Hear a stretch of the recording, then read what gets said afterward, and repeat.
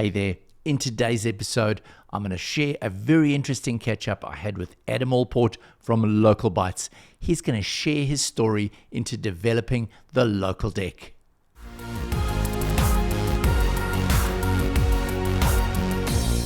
It's great to be here. I definitely caught up on a few of your stuff.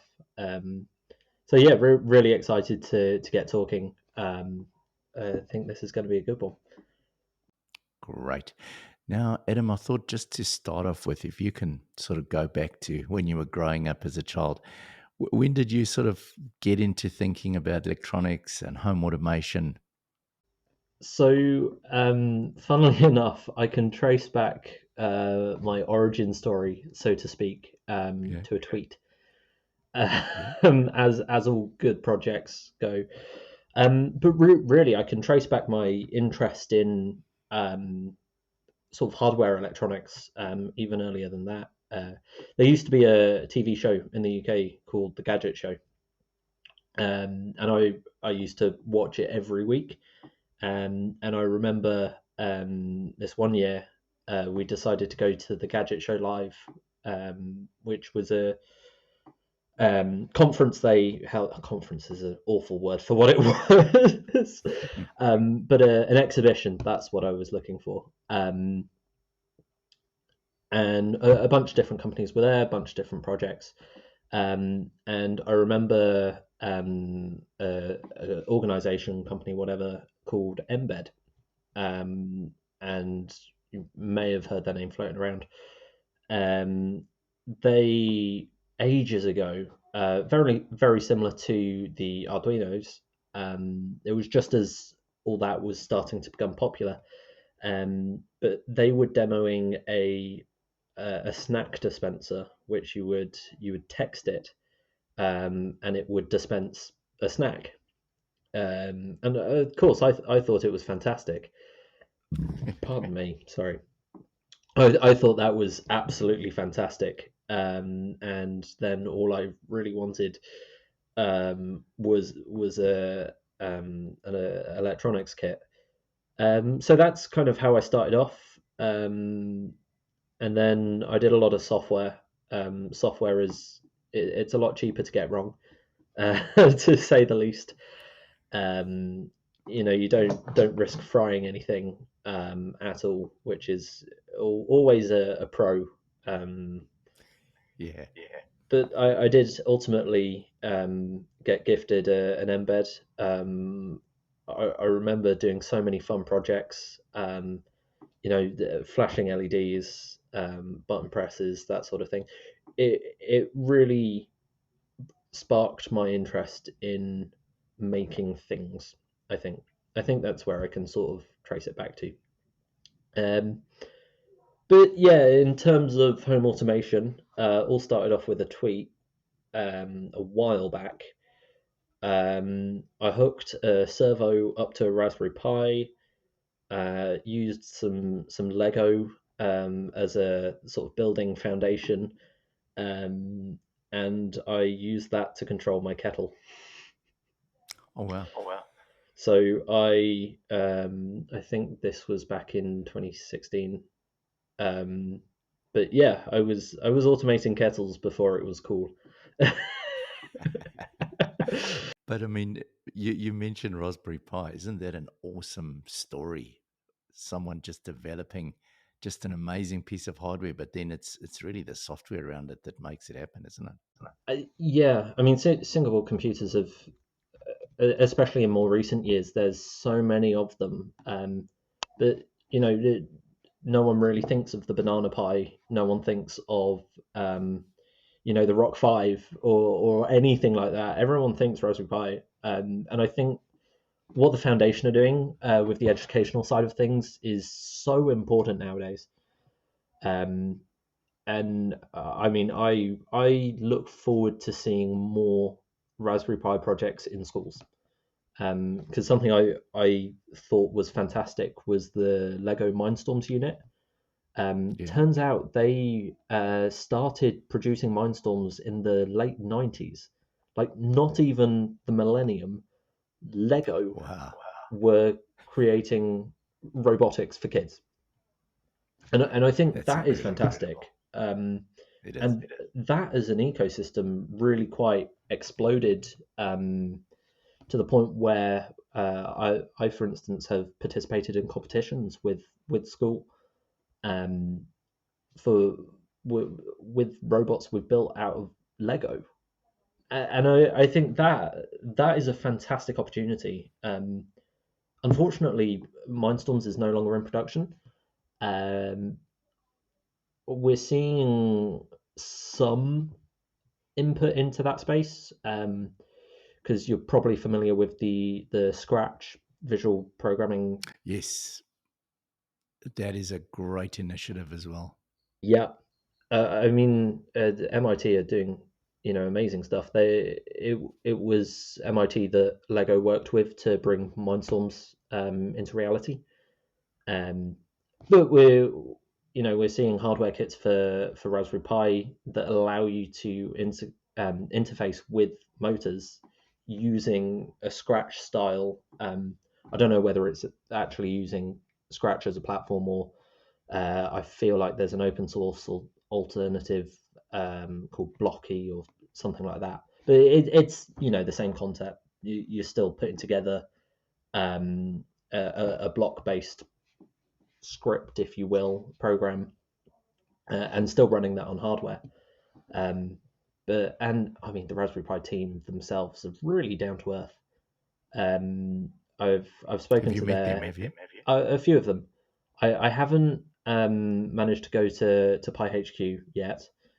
So if you're listening, invite me, please. He says to the second camera. um, but I've met their head of sales, open source, this year. She was wonderful. I've spoken to one of their other sales associates who works very closely with the CEO. I spoke to them like 2 days after they announced IPO. Um, and it was really interesting. Not quite getting insider information. Like, he didn't tell me anything that, I couldn't have found out. Um, but hearing, I guess, insider information about the company ethos, and he was saying realistically, Eben being the type of guy he is, VC money is not going to, not VC money, sorry, going public is not going to, sort of corrupt the ethos of the company. Um, but I mean, every company will say that to an extent. So fingers crossed they, remain true to their core mission. And ultimately, it's just the commercial side that's going public, is my understanding. The Raspberry Pi Foundation, the educational branch, is still very much staying the way it is. So that gives me a lot of faith. It really does. Wow, that was quite the tangent. Totally. It just brings me to Home Assistant. I'm really impressed the way that the guys there have actually set up the Open Home Foundation and effectively stopped any chance of buying out. So that for me was just really cemented my commitment to that project. Absolutely. So Adam, did you go on then to study software or hardware? What did you do after school? So I, did an IT course in college. Honestly, didn't do very well. Um, I'm good at what I do, and that is not writing about what I do. So, I know you'd never guess from the fantastic articles we publish. You're doing pretty good. You're better than me. I don't publish anything written. I will let you into a bit of a secret. Um, at the moment, we are pushing for every video we produce to have a corresponding article. Um, Quite often, I will use AI to assist writing the article, or if I've written the article, I will use AI to help me turn it into the talking points for a video. Um, because I get a transcript out of Premiere Pro. I can just feed that into, ChatGPT with an example article, and it will write it for me. We review it all, There is no technical information in there that is, just from AI. Realistically, we're using it to reword what I've said as opposed to coming up with new things. But yeah, by trade, I'm a software developer. I went to college, didn't do great because I wasn't good at writing it down, and then just went into the working world. Um, I like doing sort of data processing, um, which sounds really boring out loud. To an extent, it is, but I like predictability. I like working with systems. I like designing process. Um, and I'd like to think I'm pretty good at it. I've co-run a web development studio before. That was quite fun. Um, I'm way better at that than I am at business. um, wow, I'm spilling all the beans tonight. Um, but yeah, I primarily did software. Then pandemic hit, um, and we closed down the other business. We were just struggling a lot mentally. Um, and then I wanted to take 6 months of almost a sabbatical, if you will. I got 3 months in and then got bored and started Local Bites. So that was March, April 2021, and that is when we got the first batch of plugs commissioned. That was a nightmare, and it's all really spitballed from there. Um, So just to understand, sorry to interrupt, understand you're starting off with the plugs. So you were buying the hardware from someone, or were you getting the hardware made? so well, for all of our products up until Local Deck, we haven't done any of the hardware design. So we got really lucky. Well, no, we didn't. It was a lot of sleepless nights and a lot of outreach to a lot of people. But eventually, we found one of the factories that makes two-year base plugs. Um, but they flashed the chips in house.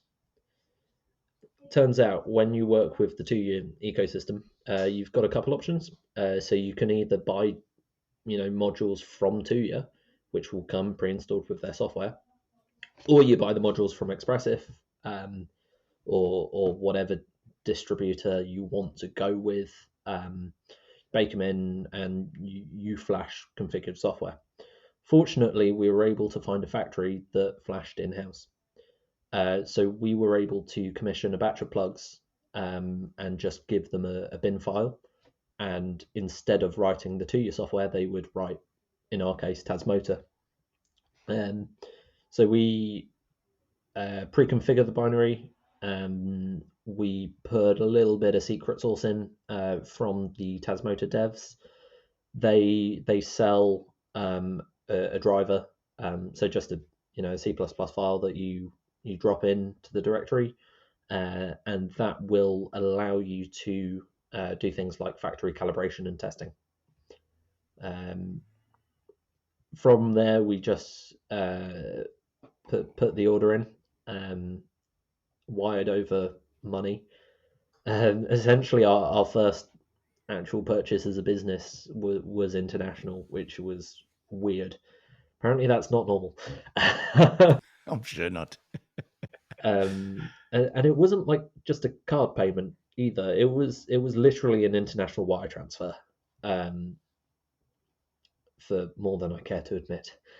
And yeah, we started off immediately working with a third party for all our logistics as well.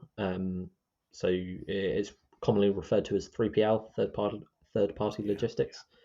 So there's a company that have warehouses, well, all across the globe really, and we used to use them to handle all our fulfillment.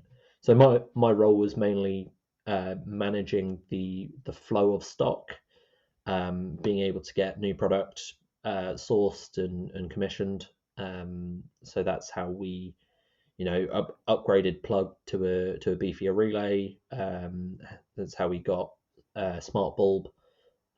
We use the same factory for plug and bulb, and then we also bolstered the range with a bunch of the Sonoff Zigbee range because they're fantastic little devices. And realistically, if Oh you're yeah. buying a couple plugs, you may want a couple motion detectors, and it's all sort of spitballed from there. Um, Unfortunately, the business was not going to be able to financially support me from the beginning, so I was working then full time. Um, I think I gave the business about 4 months to sort of get on the ground running, and then I got a full time job. Again, software development, but I'd be working, a long day, and then coming home and doing customer support. um, that was my life for about 3 years. Yeah, I mean, I was amazed to see that you mentioned you've sold 10,000 plugs already. That figure would have been for the year. So I Wow. try and be transparent where possible. And yeah, so for the past full years of what we've been doing, we um, publish a lot of our figures. So how many plugs we've sold, um, and a lot of it. I mean, it probably comes across as vanity almost. Um, it's definitely not meant like that. I When I write those posts, I always I do it from a gratitude perspective. Um, Put it this way, I was amazed when we sold the first 1,000 because that was our batch. That was the minimum order quantity. Um, and then when we sold that, and I bought the next 1,000, and they went even quicker. And then I bought the next 1,000, and at one point I think we sold out an entire batch in like a month and a half. That was Wow. mental. Um, Now, are most of those being sold locally in the UK or are those going all over the world? Vast majority is UK. Uh, so we were almost exclusively UK based for probably about 2 years. The international part is a lot more recent. Um, partly because the plug standard. Ultimately, for us to Yeah. ship to Europe, we need European plug. We need to check we're compliant with European regulations. Pardon me. And then we have to look at handling that actual transaction. Since the UK decided to leave the European Union, all of that becomes a little bit harder. But you find ways to do it. For us, we decided it was best to contract um, out to a warehouse, same as we were doing in the UK, and then all our tax compliance is handled again by a European tax agency. Um, but yeah, it's been an interesting road, a bit of a rocky road at times, but we're getting there. Um, we've just passed 1 year of doing this full time, which is a milestone I'm immensely grateful for. Um, I really am. Ultimately, I would not be able to do this without the support of everyone that's decided to purchase from us. Um, that they've decided to financially support me. I mean, they're getting something in return, but that's how a transaction works. But still, there's so many other places that you could use to get something you need. There is nowadays very little reason for someone to support local businesses and go out of their way. So yeah, I'm massively grateful that people are actively choosing to see what's out there and support people like myself. I think it's fantastic. Well, it's pretty cool. I follow obviously a lot of smart home channels and specifically Home Assistant, and I'm quite amazed at the number that are coming out of the UK. It's and guys doing things like yourselves. I mean, obviously there's a lot out of the US as well, but for a relatively much smaller country, the UK seems to be really big into smart home and also into actually developing products, which is pretty cool. Yeah, it was a surprise to me as well. I know when I was starting, it seemed like everything was US based. Yeah. So that in itself was a big hurdle. Um, we are a much smaller country, therefore we have far fewer people, and there, far fewer people using Home Assistant. The UK as a whole is smaller than just Germany. So in that regard, it it kind of surprises me that there aren't more European individuals forming companies to build this sort of stuff. Um, Although there is still time, there's a lot of innovative product being launched, and I think there's definitely some fantastic people in Germany. Well, and Europe as a whole, I think is fantastic. So moving on to obviously local deck. Now, what's quite interesting is I was playing around with one of these guys probably about 6 or 7 months ago, and just I love the product, but funnily enough, the first thing that I thought is, why can't I use this device as a standalone device connected to Home Assistant?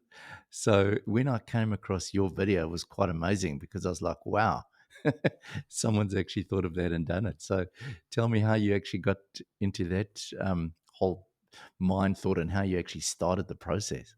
Yeah, absolutely. So I have this probably won't be news to anyone, but it might be. Not only have I now been working for myself full time, this marks about 14 months of development on the local deck. not not day in day out, admittedly. So I was on a summer holiday, much to my partner's dismay. I got bored one evening, um, opened up KiCad and just started building. Pardon me.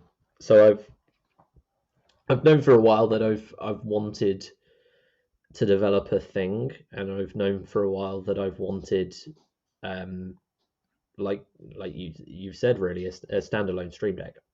Um, for me, the inspiration wasn't quite via the Stream Deck.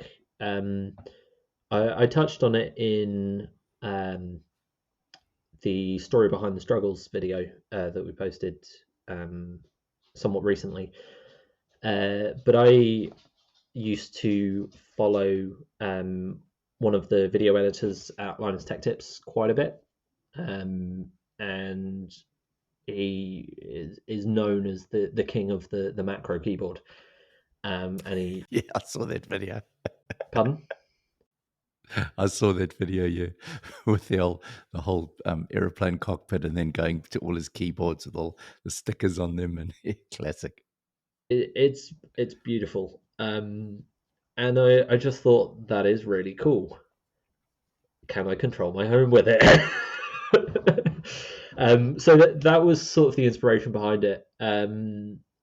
Similarly, at the same sort of time, Zach Friedman from Void Star Labs. Don't know if you're familiar with his work.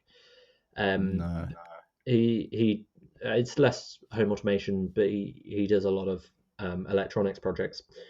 He had just started designing a keyboard, um, as in a computer keyboard, not a musical keyboard. Mm. Um, so all of these ideas kind of amalgamated in my head. ESP32 was the hot new thing, and I just thought, what if I make a keyboard thing with an ESP32? How hard can it be? Turns out, really hard. But the hard part is not in designing the thing, and that was a Yeah. real head scratcher. So electrically, we finished the designs maybe 2 3 months after we started.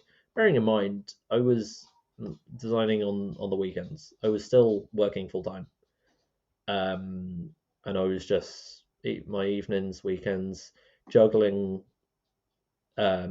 support for the shop, and then trying to finesse the electrical designs.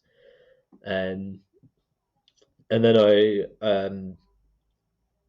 started working on the physical designs for it, um, as in the enclosure and that sort of stuff. And we eventually got there, and then sourcing everything that took forever. Um, the single hardest thing for us was sourcing the keycaps. That was Really? incredibly painful. Um, we got some keycaps from AliExpress. Um, they were awful, honestly. I don't know why I considered buying thousands of them. Um, if you've seen the introducing the local deck video, it's the keycaps you see in there. Yeah. The angular tolerances were so sloppy. It was, oh, I'm so glad we didn't ship with those. Um, Fortunately, when I went to place a large order with them, they just didn't really reply to us. For some reason, the AliExpress listing didn't allow us to check out, so we messaged them and we were like, "Hey, we'd like um, 8,000 of these." Yes, we can do that. It's like, Nothing further. hey, so can I give you my money? Yeah. And then they just sort of vanished. So yeah, panic ensued. We had we had announced the local deck at that point. That's the worst part. We had announced it. We probably did that a little bit prematurely, um, but equally, it had dragged on long enough. I needed, dare I say, a kick up the arse. So launching it kind of gave us that push. It's like, well, I've got people's money now. I need to do the thing. And that was a really satisfying moment as well. Day one we sold over 100 units of local deck, and That's the pretty fact that good. yeah, again it far exceeded my target. My original plan was to do a 100 unit batch. My acceptance point was 40 units. So I essentially said to myself, I need to sell 40 units or I scrap the project, which in itself was difficult because at that point I had probably sunk about 9 months of work. Again, not 9 months day in, day out, but still, it had been a part of my life, longer than a child will gestate. That's an awful comparison. So how do you market yourself so well that you get these sales? I wish I knew. I wish I knew, and I could then do more of it. But yeah, our cut-off was 40 units. Day one, we sold 100. We then increased the initial batch on the back of a few supply issues, and things were still selling. And that was mental. It's like we are being very open that you won't get this thing for a bit of time. And there are unfortunately a few customers who still haven't received their local deck who ordered back in August. Um, sorry, back in April, and that really hurts. And I'm sure. I'll touch on how that's happened in a moment. But yeah, we increased the initial batch to 240 units. I think we have 15 units left at the Wow. moment. Yeah. But in regard to how we market ourselves, with blood, sweat, and tears, no. Um, a lot of it was word of mouth. Um, I'm very active in the self-hosted Discord channel. Um, they're a podcast. They are both now Americans. One used to be British, but he moved before the podcast. To be fair, um, and yeah, I'm on good terms with a lot of that community. So that was our gateway. Um, we also sent early prototypes back in January, I want to say, to a few people. Technically, it was under an embargo agreement, but it was very loosely kept from my end. Honestly, local deck was the worst secrets I have ever kept. I was just really excited, and I kept on Yeah. telling people, and then I was like, I probably shouldn't have said that, but I did. So maybe please don't tell anyone else. um, yeah, So you think that's why it got out because you were telling everyone to keep a secret, and of course, no one can keep a secret, can they? yeah. To be fair, I don't think it actually got leaked onto any mainstream social media sites until we did the announcement, which I'm still surprised. How it didn't, I don't know. We kept on dropping teasers on, as it was called back then, Twitter. Um, I would always take the piss out of the fact they renamed. Worst branding decision ever. Yeah, Um, that was a crazy story. Eh? I've just finished reading the latest book, and it's yeah, he's an interesting character, Elon Musk. yeah. No, we kept dropping teasers. We just kept on getting the community engaged. Um, we we had um, a listing for the product months before launch. So we originally had a listing for the super secret project.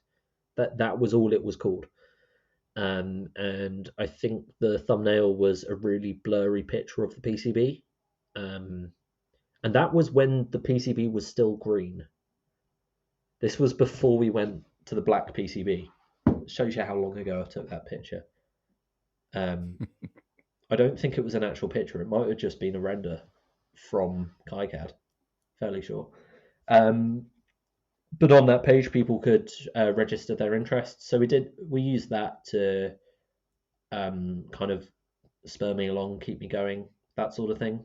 Um, and that in itself, was helpful. It was really nice knowing, there's uh, at least 100 people who care enough to give me their email address. Yeah, I mean it's really cool. I mean, I literally came across you, and I thought, oh well, I'll just drop you a note, and then when the device turned up, I was quite amazed. It was like, and it went via Finland Yeah, for some yeah, that reason. Good old Royal Mail got it wrong. I've had China to the UK go via Arkansas Oh, goodness. for some reason. Um, we are generally trying to be more environmentally conscious as a company. Unfortunately, sometimes we can't control which routes people decide to send our stuff. Um, but all of our packaging is fully recyclable. So, eco warrior. I am joking. And it managed to survive the trip as well, looking a bit beaten up on the outside, but the device itself was in perfect condition. So Ah, that was good. yes. Yeah, I'm guess. Well, the unit you probably received was from our logistics partner. Yeah. Because the first about 150 of them went out via the various warehouses. Um, well, went out via the UK warehouse. The German shipment never made it. That was helpful. For some reason, Parcel Force gave it to a domestic customs office for the warehouse to collect from them. And the way my contract with the warehouse worked, they were not going to do that.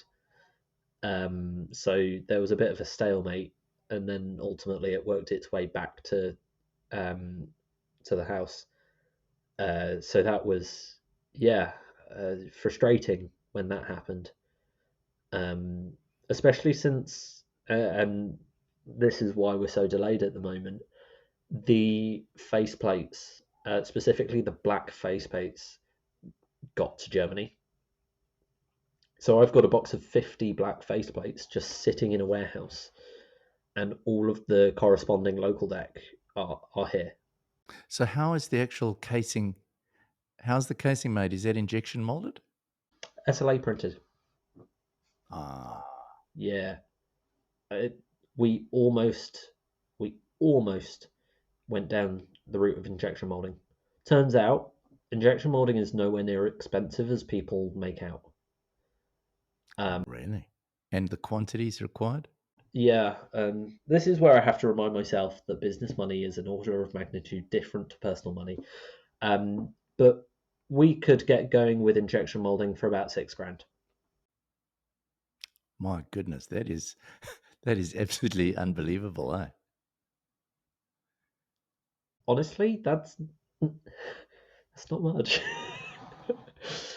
When we did all our cost calculations, we based on 1,000 units, and it was economic to injection mold, but we didn't. Partly because, well, some people much smarter than myself encouraged me not to. Pardon me. They were like, "You do not drop 8 grand on molding and everything. You have zero sales for this thing. You do not know how it's going to land, and more importantly, you don't know what you're going to need to change." Mm, Because ultimately, the moment you injection mold something, it's as good as set in stone. Like, yes, you can change tolerances slightly.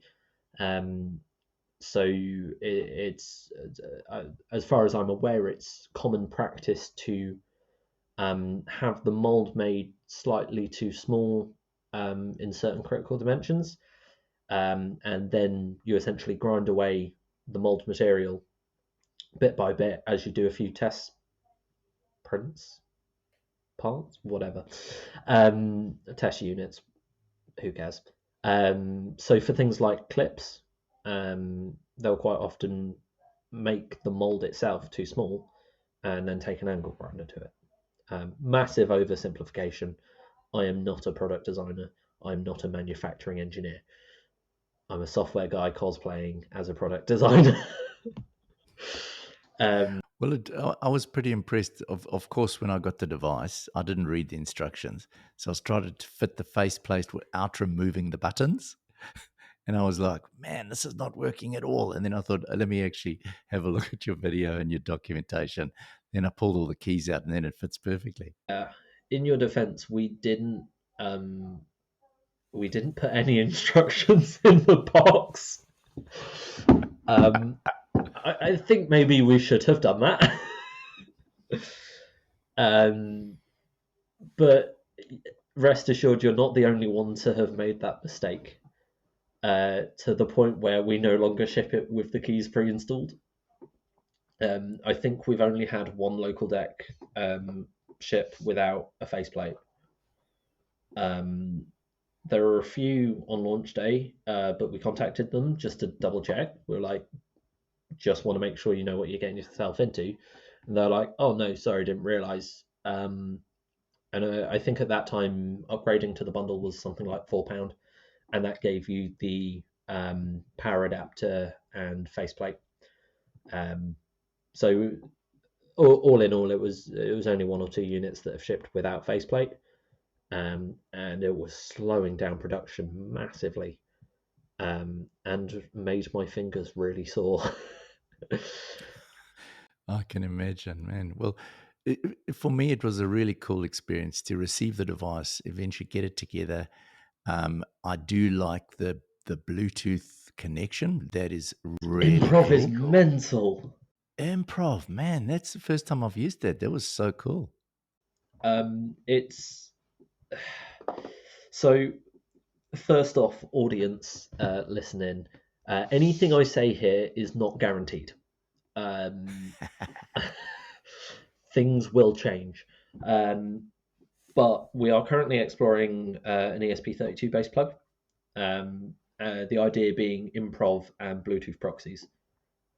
And yeah, I wasn't expecting improv to be so smooth. I really wasn't. The the only thing I am surprised is that there wasn't like a tick box for storing your Wi-Fi credentials in Home Assistant as well. Because let's be honest, most people already have them in plain text in the ESP Home add-on, which Yeah. I mean, I still don't know how I feel about that.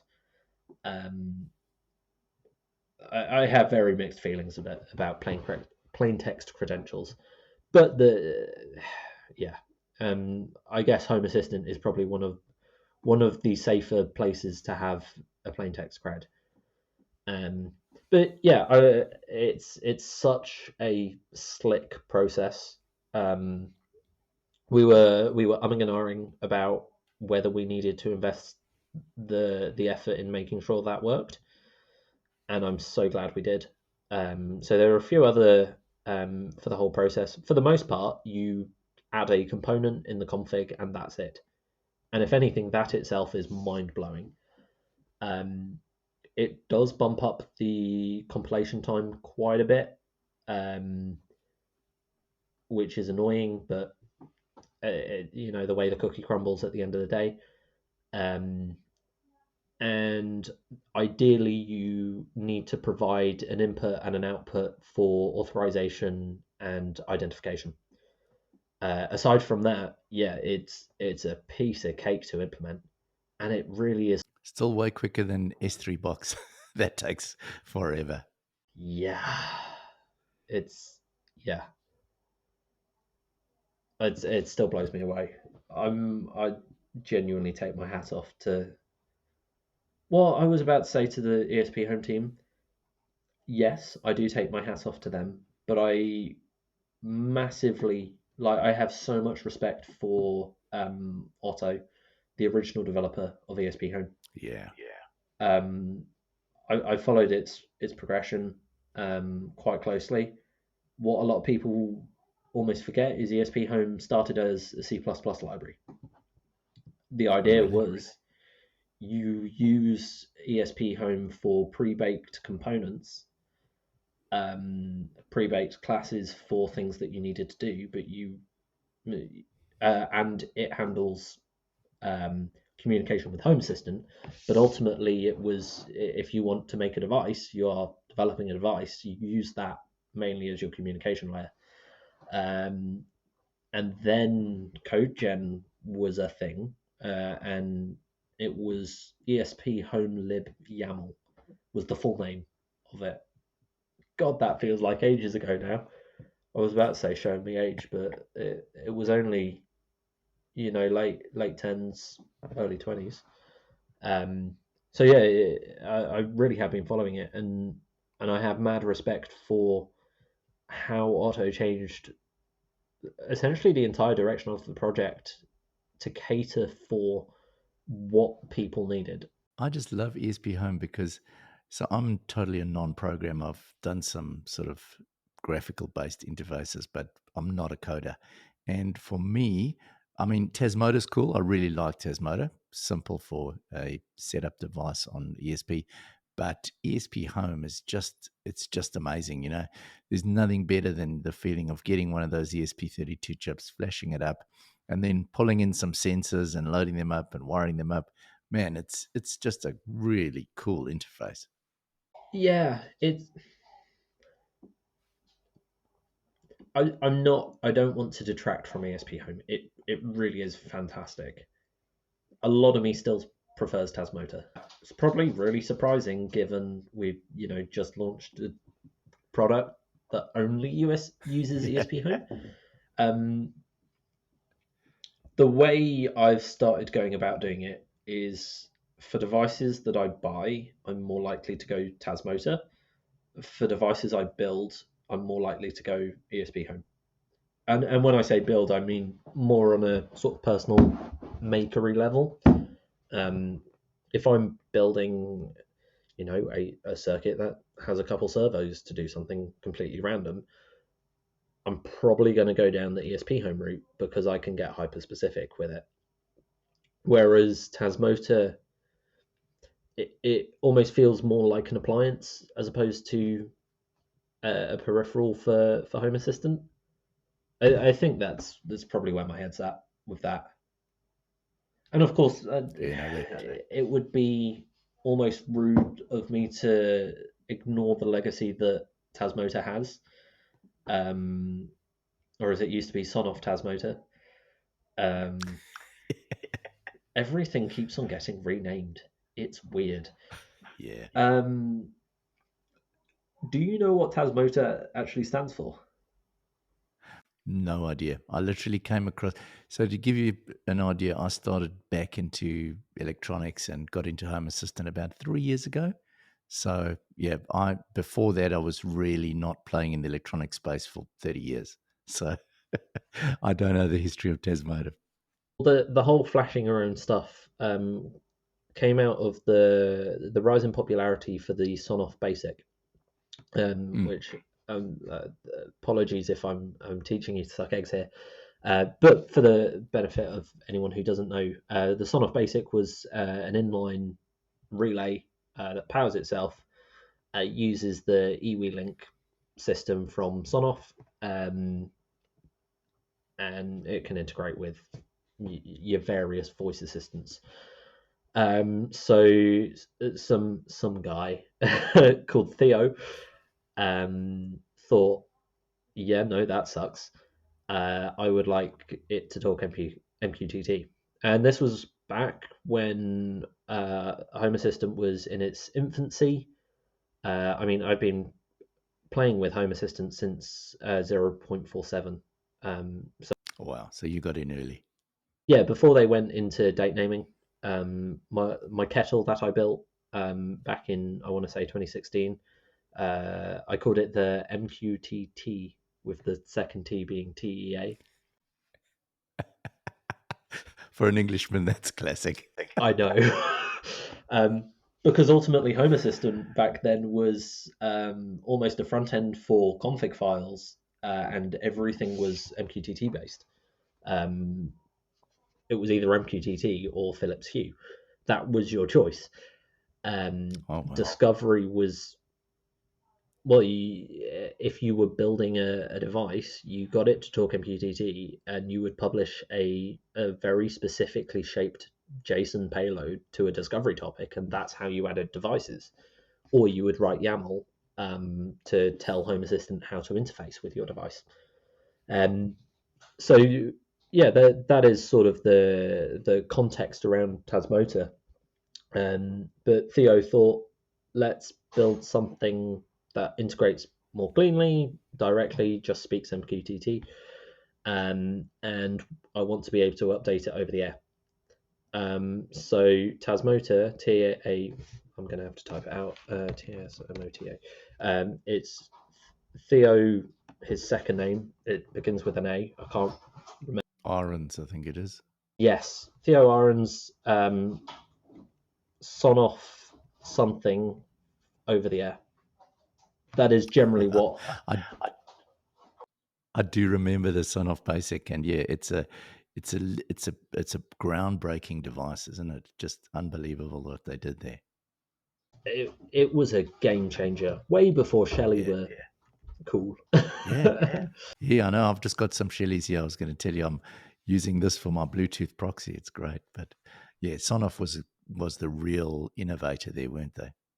Sonoff MQTT OTA. Yeah. Okay. So yeah, I will always have a place in my heart for Tasmota. I really will. And Yeah. from a, dare I say, a hardware vendor perspective, um, I personally found Tasmota a lot easier to work with, um, which again really surprised me. because we almost have a lot less control. Um, and I mean, I'll make it clear: none of our devices call back to us. That is not something we implement, and that is provable given all the firmware is out in the open. Um, but ultimately, there are times that updates need to happen, um, and I think it's really nice that with Tasmota, all of the configuration is baked into Flash. The update, it can grab it from GitHub. You're all good. Until very recently, we don't have the same mechanism with ESP Home. There is dashboard import, which is great. It still requires users to have that build step. Um, Again, Tasmota, you can use the web tool. Used to be called SonWeb, as in Sonoff Web. Now it's Tasmo Admin.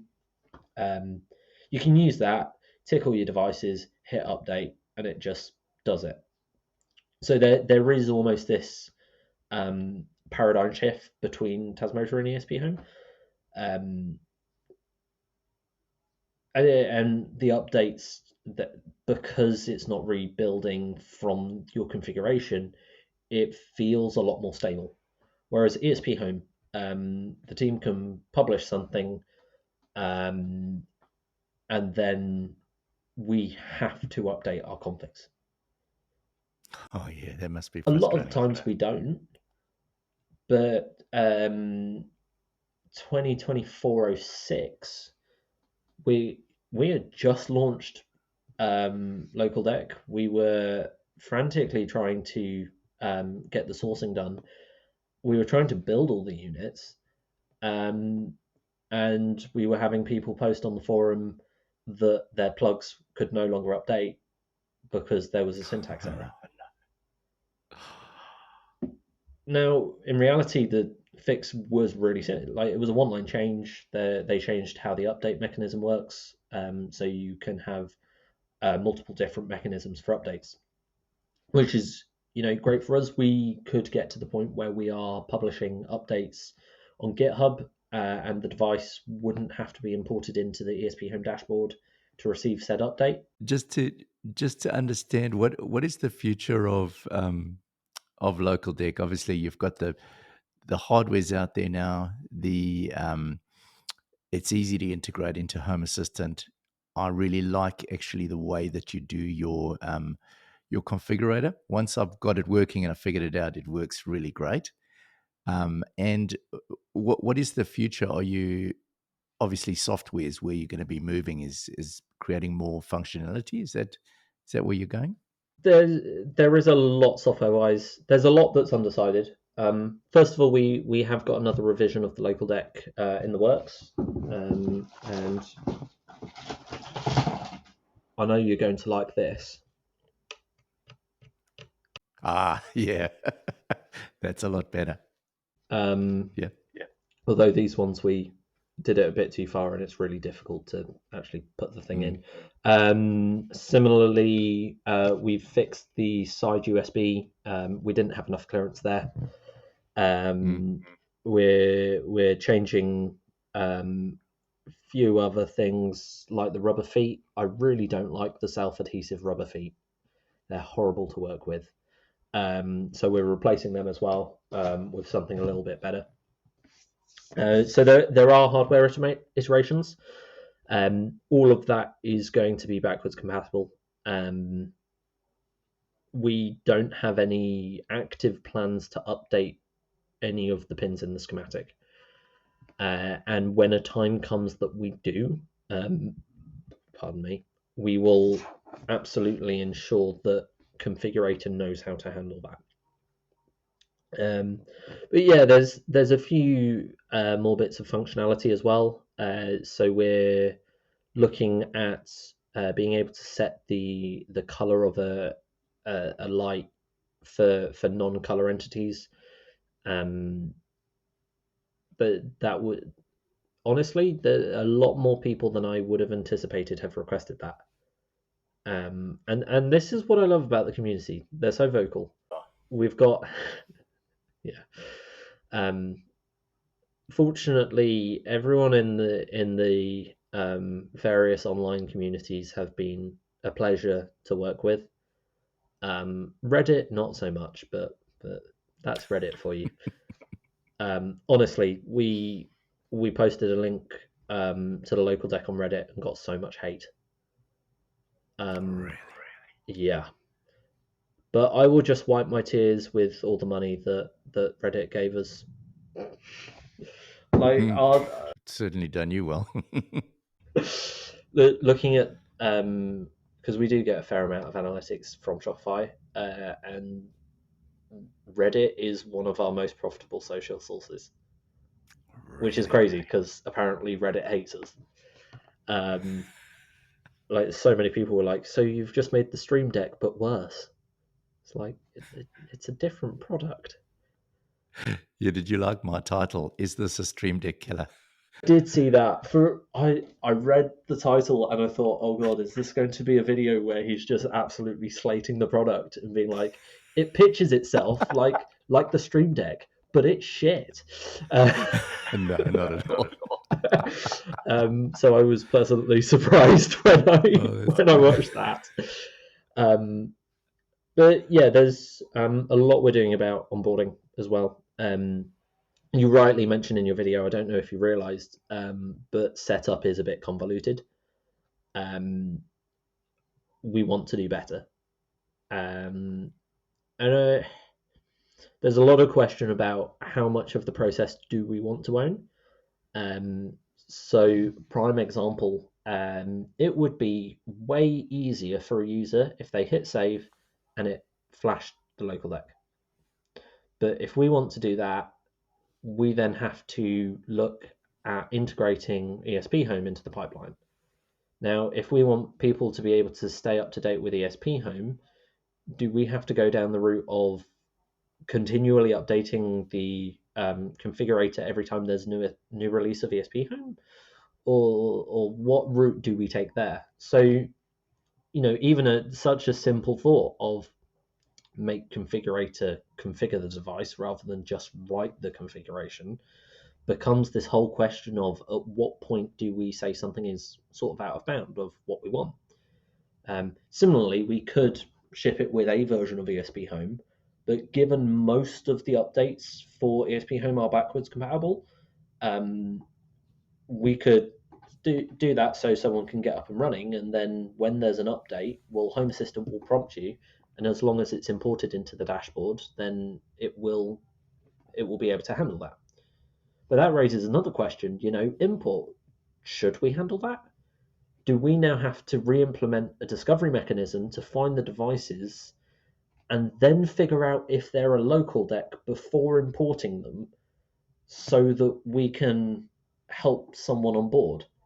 So all of these questions, start coming to light.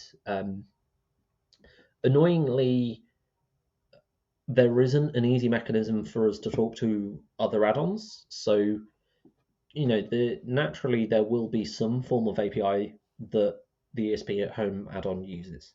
They will have created something that listens on an endpoint, and when you click the flash wirelessly button, it will trigger that endpoint and then stream the logs. That exists. Um, we can't easily access that as an add-on, and that is there is the question of, well, do we just find a smart way of doing that? Because there probably is a way of doing it. We just haven't found it yet. Um, but at the moment, I'm really wanting to improve the core product, improve our core offering. Um, so there are those physical tweaks to the local deck to make that better. Um, the sort of service for the shop. You've probably seen that we're restructuring things at the moment. So as of a week and a half ago, all of our operations are now in house, which is brilliant um, for us to be able to control the entire experience. Allows us to start doing some really cool things. So I currently have a bunch of stickers that I took to open source this year. Turns out, if you buy 1,000 stickers, you will not give them all out. um, we Is this stickers for keys, is it? no, just with our logo on, just Oh, random okay. merch, keepsakes, that sort of thing. We got a bunch made, and we've probably only given away 300 stickers in total. Um, Now, why don't I start chucking a few of them in each pack? There's so many things like that we can start doing, and that excites me a lot. Um, and essentially making it an easier decision for someone to choose us. Um, so if we can, you know, incredible transparency is what we're pushing for. Getting things done on time. We've fallen short with local deck. That hurts. We want to do better, and we are working on doing better. And incredible support.